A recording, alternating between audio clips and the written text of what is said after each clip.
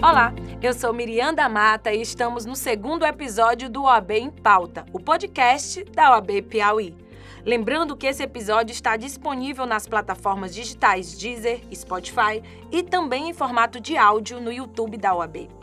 Hoje vamos trazer um episódio mais que especial. Vamos falar sobre algo importantíssimo para a nossa sociedade, que é a representatividade da mulher em espaços de poder na ordem. Você sabe o que significa paridade de gênero? Realidade da OAB Piauí há anos, a equidade de gênero é de fato de extrema relevância e, recentemente, a seccional apoiou o projeto Paridade Já, proposto pela conselheira federal Valentina Sintra, lá da OAB Goiás. Esse projeto solicita a adoção da obrigatoriedade de paridade nas chapas para as eleições das seccionais, incluindo as vagas ao Conselho Federal. Para falar de forma mais aprofundada sobre isso, estamos recebendo hoje em nosso estúdio mulheres advogadas que ocupam espaços relevantes na OAB. Para começar, a vice-presidente da OAB Piauí, Aline Patrício. Olá, advogadas e advogados! A presidente da Comissão Estadual da Mulher, advogada Dalva Fernandes. Bem-vinda. Obrigada, que prazer estar aqui com vocês nesse espaço privilegiado. A conselheira federal da OAB, Georgia Nunes. Seja bem-vinda. Olá, colegas, amigos, amigas. Este é um local para a gente conversar muito.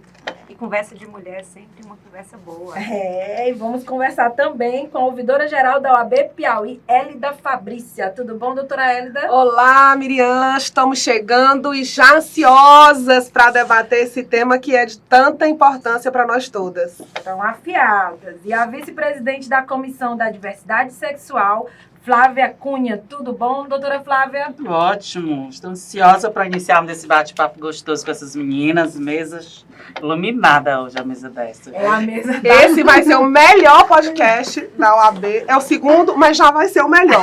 Porque só mulheres iluminadas e plenas aqui. Eu gosto é que elas estão empolgadas, então o papo realmente vai render. Para começar essa conversa, nós vamos falar primeiramente sobre representatividade feminina nos espaços de poder, como eu já reforcei no início. E a nossa primeira pergunta, não a principal, vamos ter várias principais, é que nós precisamos ressaltar que a OAB Piauí foi a primeira das 27 seccionais do país que teve à frente uma mulher advogada como presidente. Além disso, ela foi também a única reeleita por 3 mandatos.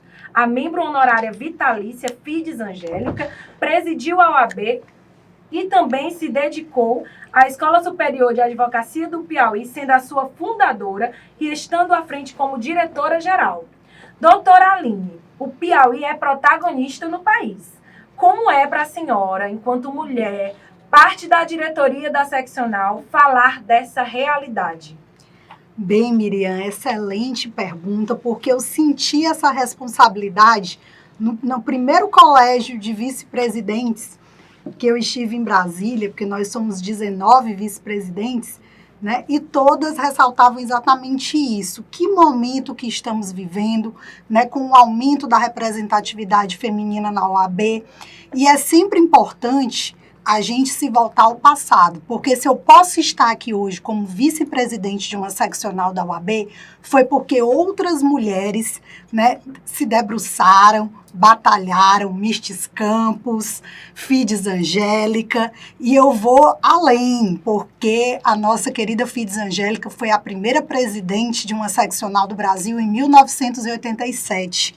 Mas o sangue que corre nas veias do Piauí remonta de 1770, com a primeira advogada reconhecida do Brasil, Esperança Garcia. É verdade. Então, imagina a nossa responsabilidade. Nós somos da terra de Esperança Garcia, né? Uma mulher que em 1770 advogou, peticionou pedindo melhores direitos. E Fides Angélica, por 3 vezes presidente de uma OAB nacional, e só aqui nessa mesa, Georgia Nunes, conselheira federal, Élida Fabrícia, conselheira e ouvidora, Dalva Fernandes, presidente da Comissão da Mulher, Flávia Cunha, que eu tive a honra de entregar essa carteira como primeira advogada trans. Então, A OAB Piauí é isso. Nós somos pioneiras, nós somos protagonistas. Isso aumenta a nossa responsabilidade, aumenta o nosso trabalho, mas nos dá confiança. Por quê? Qual é a nossa missão hoje? Que o protagonismo feminino da OAB Piauí consiga inspirar outras seccionais. E a gente sentiu isso, porque a OAB Piauí, no momento em que a gente formalizou e aderiu à paridade, pareceu uma onda, né? Veio forte, né? O Pará veio logo em seguida, conseguimos a maioria. Então, as pessoas esperam realmente esse protagonismo da OAB Piauí e nós não vamos decepcionar. Então, eu sempre tenho isso em mente, né? Missão, propósito. Se nós estamos nesse local, agora, nesse momento, é para transformar a realidade das mulheres advogadas. E nós vamos fazer isso. Muito bem. Aqui, Mulheres Fortes, e já começamos bem, né? Já começamos falando da Esperança Garcia, que realmente o Piauí vem aí, ó, desde o princípio sendo os únicos, né? Sendo os primeiros. E isso realmente é muito importante. Numa roda só de mulher, falar de protagonismo feminino, temos que falar de Esperança Garcia. E falando em números hoje, a advocacia brasileira, ela está, em termos de quantidade, até que equilibrada, né? Nós temos um dado aqui, que hoje temos cerca de 605 mil advogados e 602 mil advogadas. Então, a gente tem um equilíbrio numérico. Mas esse equilíbrio, ele se dá também no espaços de poder? Doutora Geórgia vai falar um pouquinho sobre esses espaços de poder. Miriam, a Aline já deu um pouco aqui do recado com relação à participação feminina, quando ela mencionou o colégio de vice-presidentes e a quantidade de vice-presidentes, que não se reflete na quantidade de presidentes de seccionais. Hoje nós não temos nenhuma mulher advogada presidindo uma seccional da OAB. E dos 81 conselheiros federais que representam os 27 seccionais da OAB, do sistema OAB, nós só temos 23 conselheiras. Mas o Piauí, como protagonista feminino nos espaços de poder, vem dando seu exemplo. Nós temos 2 conselheiras federais, eu e a doutora Andréia Lorena, de Picos, representando a subseção de Picos, ou seja, trazendo a força também da advogada que atua no interior. E nós já tínhamos, desde a gestão passada, também 2 conselheiras federais, nós já tivemos outras conselheiras federais, a própria doutora Fides Angélica, né, que foi essa precursora da advocacia feminina, mas impossível, como bem disse a Aline, falar de advocacia feminina no Piauí e não lembrar da nossa primeira, né, não lembrar de Esperança Garcia. Eu acho que é bastante oportuno para a gente falar desse movimento de mulheres e lembrar de uma escrava negra que lá ainda no século XVIII mostrou a força da mulher piauiense, mostrou a força da advogada piauiense. E é por isso que nós estamos aqui com essa mesa tão especial, com muitas mulheres especiais, fortes e protagonistas em suas respectivas áreas. Nós não temos ainda essa representatividade no sistema OAB, mas nós confiamos que, a partir de dezembro, com a pauta do projeto Paridade Já, nós possamos seguir com esse caminho, com essa luta e possamos alcançar essa ação afirmativa que vai garantir às mulheres esses espaços de poder, mas mais do que isso, vai trazer para a prática aquilo que a gente já vê na advocacia. Mulheres protagonistas, mulheres assumindo os espaços. E Miriam, o mais interessante que você falou aí, em quantidade, homens e mulheres, quando a gente observa as inscrições, os últimos 5 anos de inscrições, o que a gente vê é mais de 60% de mulheres jovens advogadas, né? Então, as mulheres, dentro em breve, serão esmagadora maioria da advocacia. E por isso esse projeto é tão importante, por isso é tão importante essa conversa, esse bate-papo, para a gente trazer essa realidade à tona, para a gente refletir sobre isso. É verdade, porque nós tínhamos esse dado da quantidade, mas esse dado também, a gente tem um susto, né?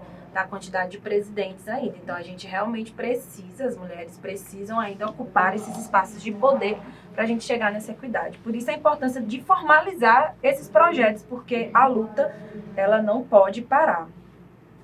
E, infelizmente, nós vivemos em um ambiente ainda com grande força do machismo.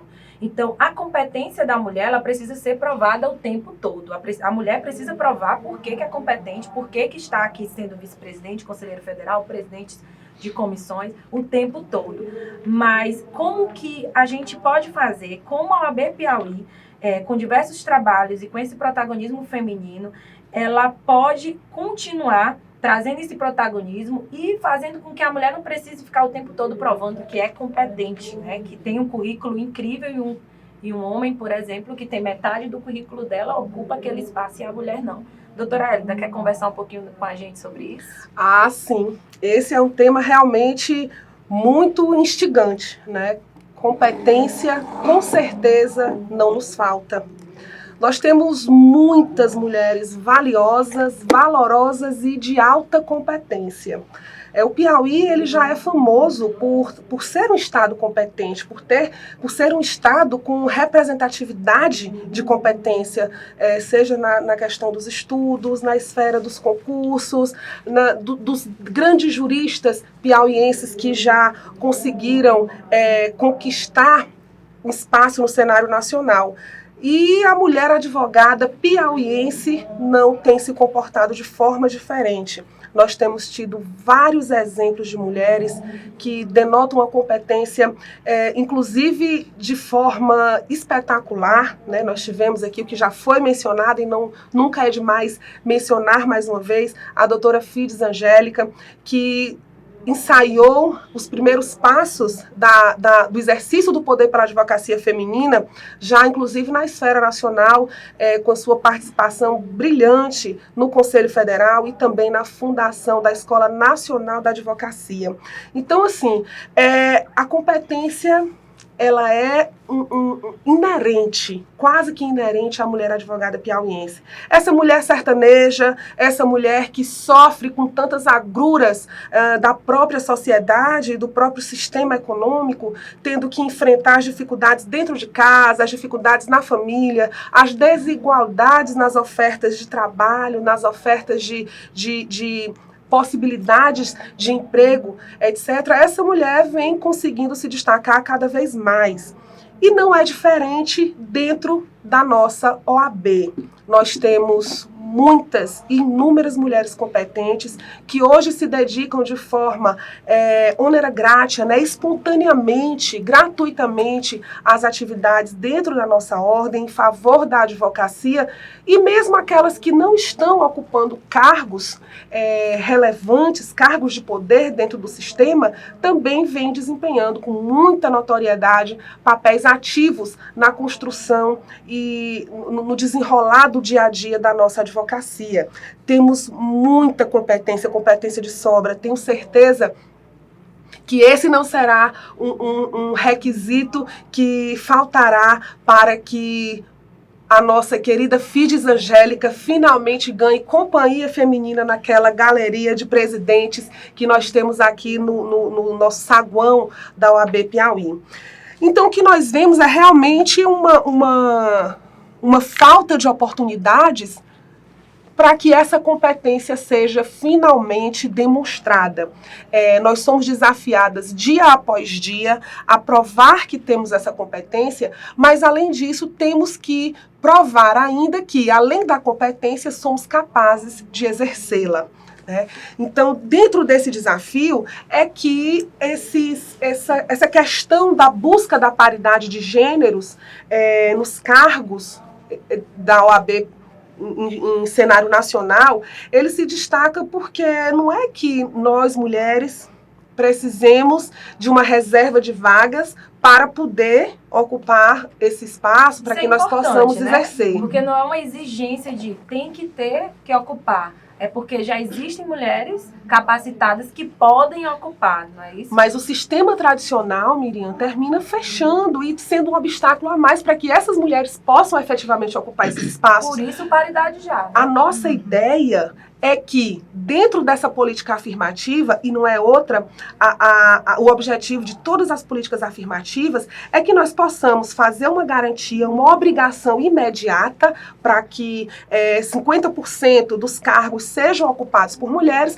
mas que aos poucos essa obrigatoriedade vá decaindo. Porque depois que a mulher conseguir provar que ocupando esses espaços ela vai ter um resultado satisfatório e positivo, naturalmente essas barreiras vão se dissipando, a gente vai conseguindo prover esses espaços com maior fluidez e aos poucos essa obrigatoriedade ela pode inclusive retroceder, né? E possamos ter novamente um sistema mais aberto, sem cotas, mas que pela igualdade de concorrência, pela igualdade de participação, ele possa ser mais justo e mais equânime, né? Eu queria só pontuar, porque assim, a gente está falando muito na perspectiva de como a mulher que vai ingressar no sistema, né, como isso vai alterar para ela. Mas é importante também a gente mencionar o quanto a mulher altera essas estruturas de poder com as suas características, com essa competência. Então, tem uma frase que eu gosto bastante, que diz que quando a mulher entra na política, e aqui a gente está falando de política de ordem, né, de questão de gestão dentro do sistema OAB, muda a mulher, mas quando várias mulheres entram, muda a política. Então, tem várias pesquisas, né, o quanto a mulher consegue gerenciar, né, melhor, o quanto ela consegue ser multitarefas, o quanto a mulher, a questão diminui a corrupção, isso numa visão macro, né? Então, esse projeto Paridade, a longo prazo, ele vai melhorar o sistema OAB, porque mais mulheres representam essa melhora por causa da competência dessas mulheres. Com certeza, Aline. E também acontece, é preciso que a gente destaque o seguinte aspecto. No momento em que mais mulheres passam a tomar uma posição mais positiva dentro do sistema e dentro da própria gestão, essa OAB e essa gestão, ela passa a ter uma compreensão melhor e mais fidedigna das necessidades da advocacia como um todo. Porque, como vimos aqui, nós temos um cenário bem equilibrado entre advogados e advogadas, né? Mas nós, infelizmente, ainda não temos uma representatividade que corresponda a esse equilíbrio em números na sociedade de advogados, na sociedade jurídica. Entretanto, é preciso que nós possamos, juntas, realmente batalhar para que nós tenhamos a garantia de ocupação desses espaços e mesmo que nós não consigamos, em um primeiro momento, um espaço muito curto de tempo, como no próximo mandato, dos próximos 3 anos, que se iniciará em 2022, mesmo que a gente ainda não consiga ter os 50-50 na representatividade de presidentes de seccionais, é importante que nós já tenhamos um pedacinho lá e que a gente possa ter a quem passar o bastão. Porque a formação das lideranças, né, Elida? A formação das lideranças. Eu acho que é isso que você menciona, é realmente relevantíssimo. A gente não está aqui querendo impor a colocação das mulheres no espaço. A força, né? Não é um pedido à força. Não, é uma política afirmativa. Exatamente. E como toda política afirmativa, ela tem um sentido num determinado espaço temporal. Porque depois isso vai ser uma coisa natural. Quando essas lideranças femininas, quando essas lideranças femininas forem formadas e estiverem lá, não vão mais querer sair. A mulher é tão ser político quanto o homem. A gente não tem uma natureza diferente da masculina. Se o homem é um ser político, a mulher também é. Ela então consegue até conquistar 4 votos, enquanto o homem conquista 2. Não é? A mulher tem um poder natural de convencimento. Trabalho em política direta, gente, eu vejo a diferença até na conquista do voto. A mulher tem esse poder de convencimento. Então, uma vez ocupando esses espaços e trazendo outras mulheres nesta ocupação, as jovens lideranças vão se sentir pertencentes desse lugar e vão se ver ali. É difícil você se sentir pertencente de um espaço em que você chega e só vislumbra homens. Você tem a mensagem de que aquele não é o seu lugar. Quando você chega num local e você vê igualdade, você diz, eu também posso fazer parte disso, eu também pertenço a esse ambiente. E é isso que a política afirmativa vai fazer. Gente, eu vou fazer uma colocação assim bem pessoal. A cada passo que a gente dá, a cada ação que a gente faz, é claro que a gente espera que essa atividade inspire muitas jovens advogadas, inspire muitas mulheres, né? Mas quando a gente consegue perceber realmente o feedback, que as coisas estão acontecendo, que essas meninas, essas mulheres estão conseguindo perceber a importância dessa ocupação de espaço, isso é muito gratificante. E ontem à noite eu recebi um feedback que foi muito interessante, que foi da minha própria filha, da minha filha de 14 anos.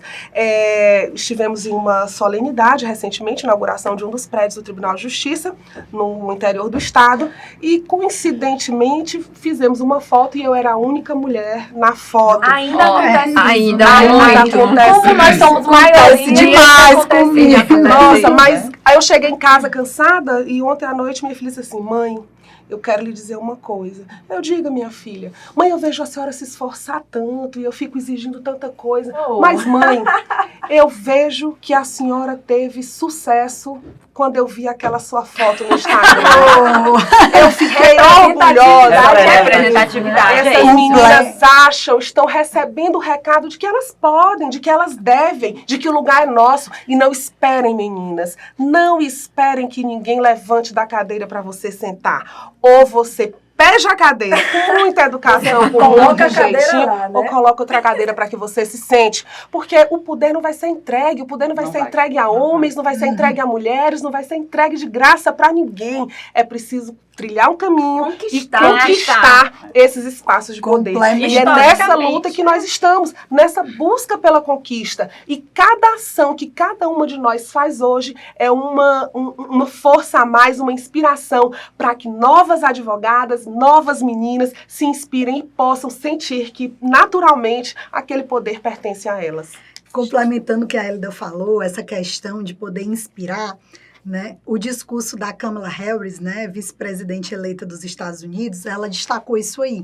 Ela disse, neste momento, e tem uma foto que é emblemática, eu até postei no meu Instagram, 47 vice-presidentes homens brancos que antecederam e ela, uma negra mulher, vice-presidente. Só aquele salto no meio dos sapatos. Não, exato. E aí ela disse, neste momento, alguma menina está assistindo aqui e vendo que é possível. Então, às vezes a gente está cansada, exausta, mas assim, as pessoas estão percebendo o nosso trabalho. E quando eu digo que a gente está aqui hoje porque outras nos antecederam, nós estamos plantando a semente que outras vão colher. Então, é sobre isso, né? É sobre inspirar. É passar o bastão, é de passar o bastão e fomentar. Né? É muito complicado a gente ver que em pleno século XXI, por exemplo, onde nós estamos com a tecnologia super avançada, com a medicina avançada, e todos os outros âmbitos avançando, a gente ainda comemorar as primeiras vezes de mulher, né? Então, a gente ainda está comemorando as primeiras vezes, né? A gente ainda está comemorando a primeira vice-presidente mulher de uma potência mundial. Então, essa realidade, estarmos aqui hoje conversando sobre isso, né? A vice ainda, né? E já é algo para se comemorar. E falando disso, e falando de protagonismo, mas também remetendo à nossa pergunta, que era sobre competência, eu queria ver com vocês alguma experiência, se vocês tiveram alguma dificuldade na carreira, se em algum momento vocês viveram um momento que alguém disse assim, não, eu queria um advogado. Aí chega advogado e diga assim, não, eu sou profissional, não, mas eu quero um advogado. Isso é coisa de filme, isso é lenda, isso acontece, porque eu sou jornalista, né? E isso acontece. Gente, deixa eu dizer, olha, eu trabalho... Com menos paletós, vamos dizer assim. Eu trabalho em parceria com o meu esposo, que também é advogado, né? E eu vejo, hoje mesmo eu estava na hora do almoço comentando isso na mesa, que eu vejo como é incrível. Existe uma divisão de atribuições dentro do nosso escritório e existem aqueles processos que é comigo. Entendeu? Que eu sou a dona do processo, sou eu que... Ninguém mexe. Claro, e no meu prato ninguém mexe o garfo, né? Então vamos lá, e claro, como tem o nicho também, que é responsabilidade dele, que eu vou seguir as orientações dele, etc. Mas é incrível como as pessoas têm uma tendência a não aceitar que quem dá as ordens, que tem quem toma as decisões naquele processo sou eu. E aí ficam aqueles bobinhos. ligando pro maridão, né? Com a Hélida. Doutor Alberto, eu queria falar isso e aquilo. Gente, por que insiste em ligar para ele? Minha filha perguntando, eu disse, por que, filha? É machismo. Mas é mesmo. Os advogados Eu, do como escritório criminalista, eu tenho uma série de histórias, mas tem uma que é muito engraçada, que eu sempre conto dando aula, porque eu comecei defendendo adolescentes infratores. E o adolescente, ele é muito sincero, ele é muito autêntico, impetuoso. Sem filtros, né? E eu comecei na defensoria com 21 anos, né? Então, quando eu cheguei para fazer a visita lá no centro de internação, que ia ter uma audiência, era um caso de latrocínio, bem polêmico e tudo. E aí eu fui fazer a entrevista reservada, ele, estão me tirando aqui, mandaram a estagiária aí. Cadê o gravata? Cadê o gravata? O gravata é o advogado homem. Não, quero ser defendido por mulher, não. E aí, esse caso é muito interessante, porque anos depois eu tive um feedback desse caso.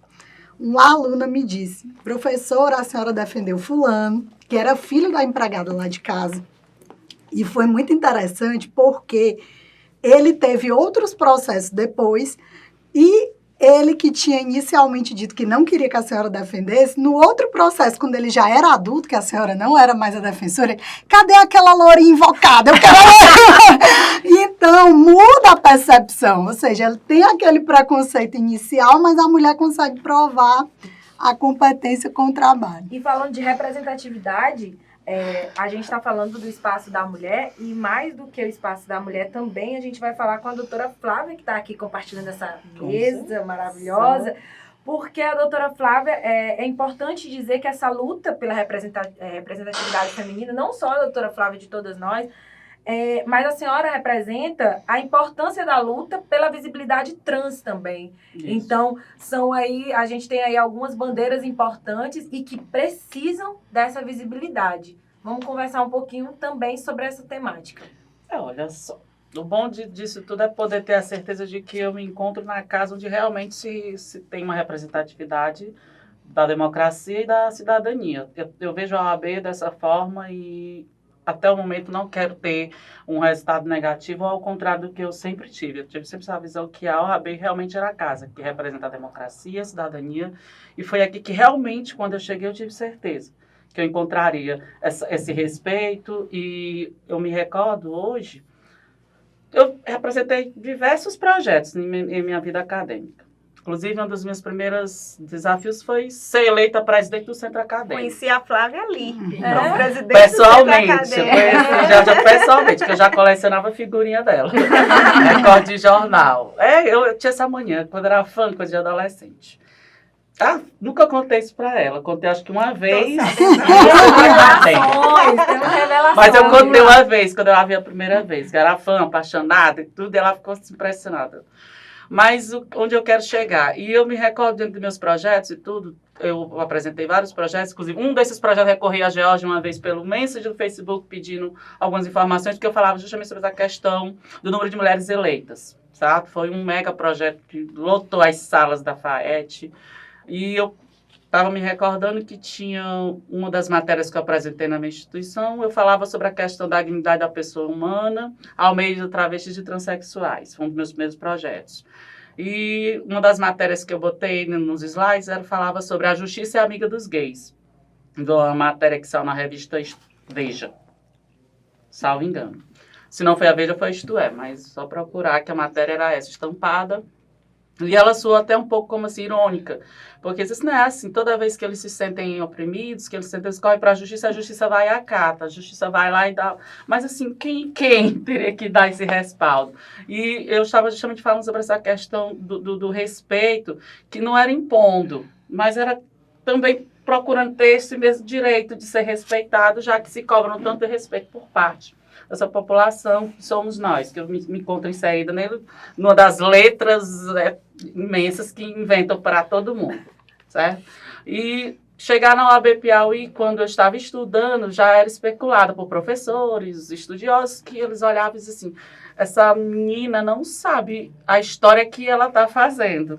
A senhora foi a primeira advogada trans do Piauí? Eu sou a primeira até agora. Mas não queria primeira ser a e última. única. É a Eu primeira não e quero única ser a do última. Piauí. Eu sou a primeira, mas não queria ser a última. E eu massa, estou que esperando massa. que venham, Isso. certo? E o que acontece? Eu fui a Cheguei primeira no e estado vou do puxar as Piauí. outras, né? Se vocês não têm noção de quantos directs eu respondo no meu Instagram todos os dias, meu WhatsApp, e às vezes eu me sinto tão responsável com aquela carga em cima de mim que você fica preocupado, você fica com medo de falhar, é ruim e é bom, serve de exemplo para alguém, porque você fica blindado o tempo todo. Mas é aquilo que a gente estava conversando, Servir né? de A inspiração. representatividade, você tá lá, quantas pessoas você tá inspirando, quantas mulheres trans acham que... Acham não, elas podem ocupar o espaço, por que não, né? Em torno de quase 1.000 Não é trans por e travestis você. me seguindo, que fazem enfermagem, hoje elas estão fazendo serviço social. Elas nem estudavam, elas começaram a estudar desde o dia da minha entrega da minha carteira, elas entraram, elas foram atrás de Não colégio. é por você, entendeu? é por todas. E elas É falaram por isso. Miriam, a uma. gente E está aí, falando de uma E aí população o que Piauí, é morta, foi não o tem quinto, oportunidade. foi o quinto da federação, até a advogada trans com o nome social reconhecido na sua carteira da OAB. Eu fui a quinta. O primeiro foi o estado de São Paulo, que ela esteve aqui, inclusive, na nossa OAB, na época. E eu era estagiária já do Detran, e queria uma carteira de estagiária, inclusive. Como eu não estagiava diretamente com o meu escritório, eu não tinha como ter uma carteira de estagiária com a aluga da OAB, porque requer isso, né? Uma ligação com o escritório. E Ana Vitória, na época, como presidente da Comissão da Diversidade, ela queria que tivesse a entrega da minha carteira, que já seria um ato simbólico naquela época, e a própria que estava aqui presente me entregasse. Mas não foi possível. Com tudo isso, eu recebi aquela carteira oficial, o quinto estado, né, da federação. Hoje nós somos em torno de 11 ou 12, até a última vez, entre mulheres trans e homens trans. Certo? No Brasil inteiro. Isso, mas quando eu recebi minha carteira, eu era a quinta mulher trans recebendo no Brasil todo. É uma era o luta quinto grande, estado. realmente é uma luta por É. representatividade. E com relação a essa questão de eu quero advogado homem, mas onde eu quero chegar? Teve um episódio recente que eu falei assim, meu Deus, eu quero assistir hoje a sessão do Conselho de Ética devido a um episódio. Eu tenho um cliente, ele é super machista, mas ele chegou até a mim por indicação do meu trabalho nas varas de família. Modéstia à parte, sou muito boa. Muito bem, tem que... Lá, porque Eu quem tenho conhece sabe acompanhado, como que é. eu sou de família. Gente do céu. E ele, super machista e tudo, aí a pessoa até comentou assim, achei um milagre, fulano, porque ele é muito machista. Nosso primeiro encontro foi formidável, sempre muito cavalheiro, e ele muito... Marquei logo de meta. Já marcou a audiência? Já. Você conseguiu conversar com aquela cobra? Consegui. Ela já aceitou já a conciliação. Perfeito. Veio esta pandemia para acabar com a minha vida. A gente desmarcou a audiência. E aí eu passei um bom tempo vendo água de bigode com ele. Aí eu explicava, tipo, olha, as audiências conciliatórias não tem como. Eu não quero ir para a parte de Jesus, já que eu consegui conversar com ela, coisa que você não conseguiu. Ele não tem conversa, era impossível. Eu digo, essa coisa de mulher com mulher mesmo, só podia dar certo. Aí eu sei que nisso ele tinha um dia que estava estressado, ele mandava mensagem. Até que um belo dia agora, com 15 dias atrás, assim, doutora, eu não quero mais a senhora no caso. Eu tô achando que a senhora tá pro lado demais da minha ex. E eu sabia que esse negócio de advogada mulher, para ir conversar com mulher, termina tendenciando. Então, aí eu conversei com eles, porque eles disseram, não, doutor, isso não existe não, essa pandemia já passou, meus processos já estão andando, só com a senhora que está parada. Os outros todos são advogados, a senhora é a única advogada que tem dentro dos meus processos. Então, assim, eu agradeço e eu não quero mais. Sabe? Ele foi muito bem mais grosseiro, eu estou resumindo a conversa. Uhum. E tem 15 dias isso, inclusive hoje faz 15 dias, eu inclusive passei essa situação no grupo da OAB, aqui conversei do que estava acontecendo, mostrei para eles, não, mas a senhora tem feito um corpo mole, e a senhora sempre me disse que está conversando com a minha esposa, eu digo, eu estou conversando com suas esposas para poder manter, ela querer fazer o acordo de dividir o apartamento, de manter esse valor da pensão que você já dá, que é razoável, e tudo, porque ela estava disposta a dilacerar ele. Em suma, eu saí do caso e ela já me procurou perguntando se eu posso ser a advogada dela na situação. E eu não tive nem coragem de responder, porque eu disse para ela, olha, eu não tenho autorização para isso, seria até uma falta de respeito com ele. Eu estive acompanhando toda a situação desde o começo. Questão ética, né? Eu nem falei da questão da ética. Então, eu não vou aceitar, mas eu tenho advogados de família que eu posso indicar, sem nenhum problema. Eu disse, não, doutora, eu tinha interesse.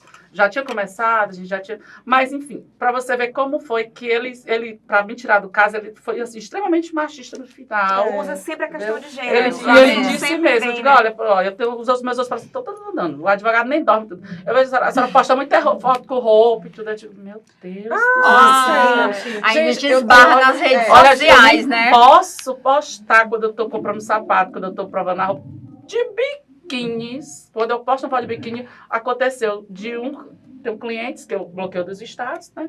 E outros que é cliente amigo, não tem problema. Mas outro dia, uma foto.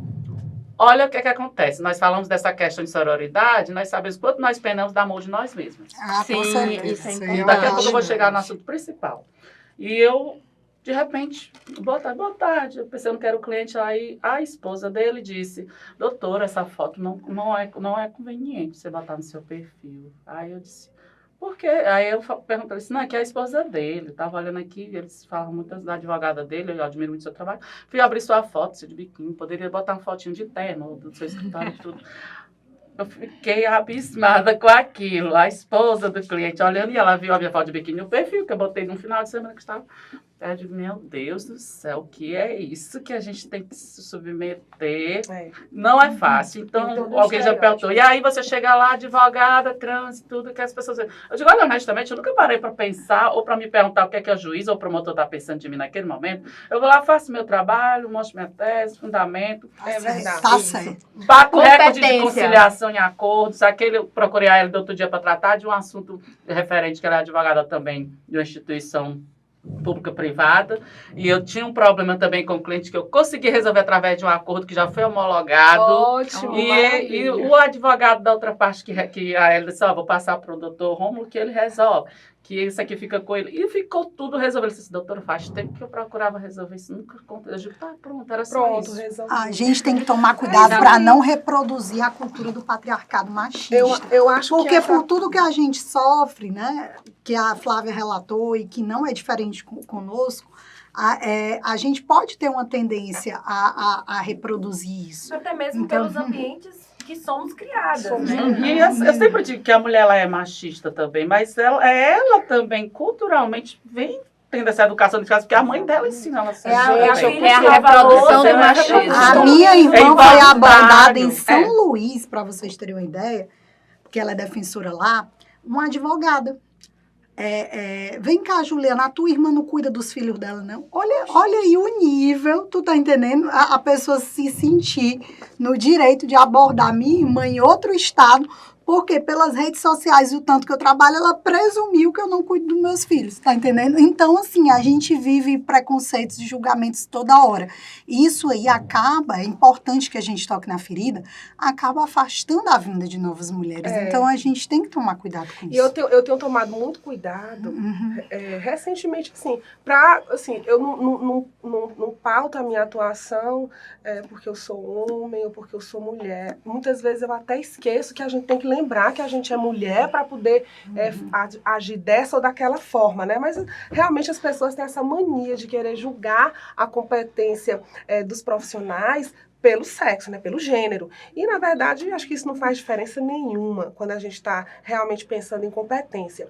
Agora, o importante, assim, eu fico escutando falar e vou sempre pensando em tudo que me fez chegar até aqui, e me construiu essa minha consciência, os detalhes que aconteceram na minha vida e que me fazem ser quem eu sou e como eu sou hoje. Mas ainda estagiária, né, eu sou filha de pai e mãe advogados, e ainda estagiária, nós fomos, eu e minha mãe, meu pai viajando, e naquela época o oficial de justiça não ia cumprir o alvará de soltura na casa de custódia, nas penitenciárias. Então a gente recebia o alvará lá na vara e ia lá na casa de custódia buscar o cliente. E meu pai viajando, meu pai liga, olha, vocês precisam ir saltar e buscar o rapaz. Minha mãe, Machado, eu não vou, por isso, por aquilo. Minha mãe sempre atuou na vara de família, né? Meu pai é criminalista, ela não tinha a prática do criminal. E aí ela relutou um pouco, mas o rapaz está solto, ele não pode ficar lá esperando eu chegar de viagem, já tá o alvará aí, vá lá. Então eu fui com mamãe, pegamos o alvará e fomos para casa de custódia, eu cumpri o alvará de soltura. Na hora de cumprir o alvará de soltura, um agente penitenciário falou assim, olhou para nós juízes, olha, acho melhor vocês ficarem bem aqui fora na recepção, porque era muito bom a mulher entrar aqui nesse espaço, não, então fique aqui fora. E aquilo, acho que por ser uma surpresa, assim, porque minha mãe não tinha prática de estar lidando ali. Até se ela sentir ficou, intimidada. se sentiu assim, não, por questão de segurança. Eu, mãe, por que a gente não entrou mesmo? Não, filha, por questão de segurança. E aí nós ficamos ali fora. Elas param. Ó, escuta, Flávia, nós ficamos ali fora, entendeu? Aguardando eles irem lá dentro, buscar o cliente e trazer o cliente para fora da casa de custódia, porque aquele ambiente não era um ambiente bacana para mulheres. E hoje, como é que eu faço? Pergunta como é que eu faço hoje. Isso fez parte da minha formação, isso construiu quem sou hoje. Então a gente entra na penitenciária, a gente entra na CPA, a gente entra na casa de custódia pisando firme. E falando em projetos, nós vamos falar agora com a doutora Dalva, que é presidente, né, da Comissão Estadual da Mulher Advogada, já foi apresentada. E o que a OAB Piauí tem feito? A gente está no cenário de pandemia. A pandemia não acabou, como estão divulgando por aí. A vacina ainda não chegou por aqui. O que a OAB Piauí tem feito para fomentar as questões de equidade aqui dentro da nossa casa? Porque primeiro a gente faz trabalho aqui, né?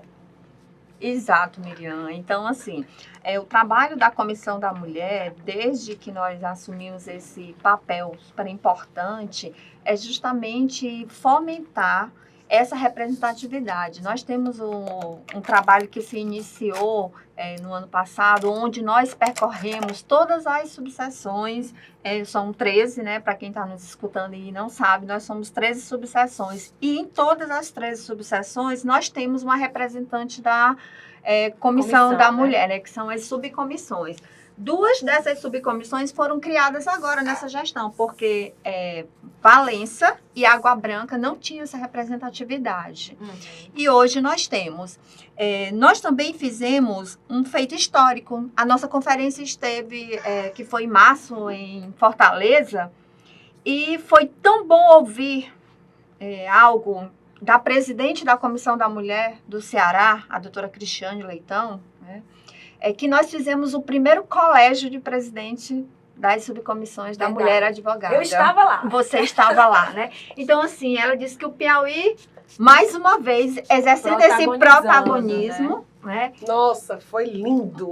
Estávamos foi um lá. esforço coletivo para levar as Antes colegas. da pandemia, foi o nosso ar antes da pandemia. Foi. Parece Levamos até as que... colegas de Corrente, Uruçuí, levamos representantes de todas as subseções e estávamos juntas lá representando o Piauí. Então, parecia até que nós estávamos o pessoal dizia assim, parece que a gente estava naquela festividade meio que adivinhando que vinha esse freio nas nossas ações. Aí chegou a pandemia, né? E aí, com a pandemia, as nossas ações se tornaram um pouco reduzidas, mas mesmo assim, nós à frente protagonizamos o primeiro encontro de presidente da CMA de todo o Nordeste. E tivemos a participação de todos os presidentes e as vice-presidentes do Nordeste estavam lá.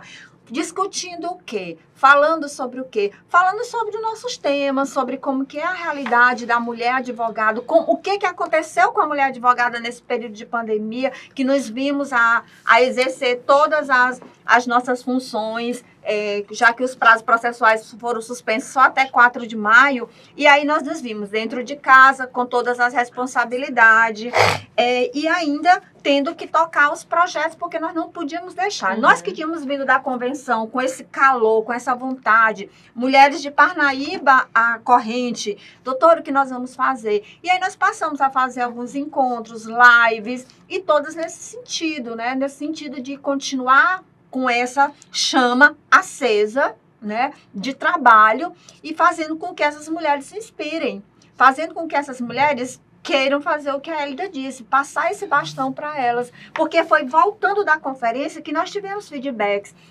de mulheres que chegaram para a gente e disseram, essa conferência foi um marco na minha vida.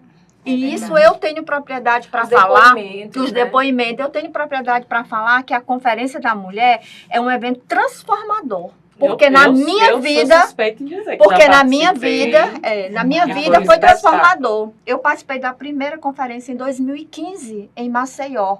E lá foi o avivamento, foi a chama que me acendeu para o sistema OAB. Então, de lá para cá, eu não me desliguei mais do sistema. Então, é essa causa que vai a cada dia, mesmo você fazendo esse trabalho. A conferência, Dalva, ela mostra pra gente, é a mesma sensação que você está descrevendo aí, é aquela que eu também percebi naquela primeira conferência nacional. Ela mostra pra gente que nós não estamos só. Ai, que maravilha. Isso é tão verdade. Apesar da gente, às vezes, se sentir sozinha numa multidão masculina, a gente vai para a conferência e a gente se identifica no Brasil inteiro. A gente percebe que o nosso trabalho não tá sendo feito sozinho. E mais do que isso, a gente percebe o significado da palavra sororidade.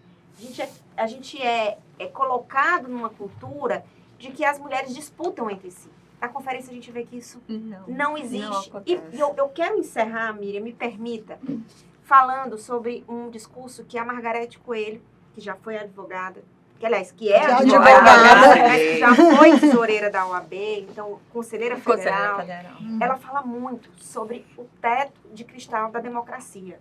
Né? Por que é o teto de cristal? Muita gente fala do vidro, né? Ela fala do teto de cristal. Por quê?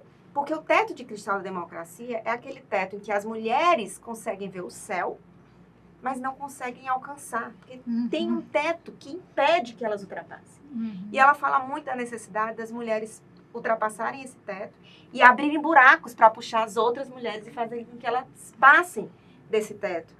E eu acho que essa é a importância do nosso trabalho, essa é a importância do Projeto Paridade. É a gente fazer com que hoje, e nós somos um núcleo pequeno, nós somos privilegiados por estarmos aqui. Verdade, nós precisamos aproveitar esse espaço para também abrir buracos e puxar outras mulheres. O projeto é isso. É a abertura de buracos que vai permitir que muitas mulheres alcem ao céu, ao poder, ao espaço de decisão, ao destino das suas próprias vidas. Essa aqui é a importância do projeto. Então a gente pode dizer que vamos sair daqui unidas para quebrar o teto de cristal, né?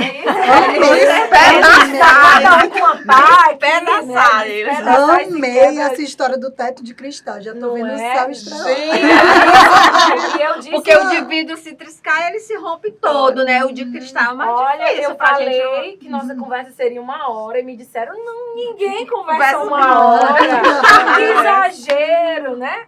Mas foi um prazer conversar com vocês, dividir essa mesa com vocês. Vamos conversar mais. Já deu 1 hora. Como assim? E eu agradeço demais a cada uma, a doutora Flávia, a doutora Dalva, a doutora Aline, a doutora Hélida, a doutora Geórgia e todas as mulheres que compõem o sistema OAB e que estão prontas com os seus instrumentos para quebrar esse teto de cristal. Nós podemos... Nem que seja com sal. Nem que seja com sal. Miriam, e nós aproveitamos aqui também para agradecer e parabenizar pela sua atuação, pelo papel relevante que você desempenha por aqui essa ideia maravilhosa do podcast. Sempre assim, ter você à frente aqui desse trabalho da comunicação na ordem. Mostra a competência da mulher. Você é uma mulher que inspira e que nos inspira muito. Então, Conto com muito você no obrigada nosso pela jantar de parceria. Até com a voz 2021. embargada. Muito obrigada. E é esse mesmo convite. Vamos juntas, conte com a gente, conte com a OAB. Vocês fazem parte desse sistema e vamos juntas pegar nas mãos. Muito obrigada. E o grito é o quê, meninas? Paridade já!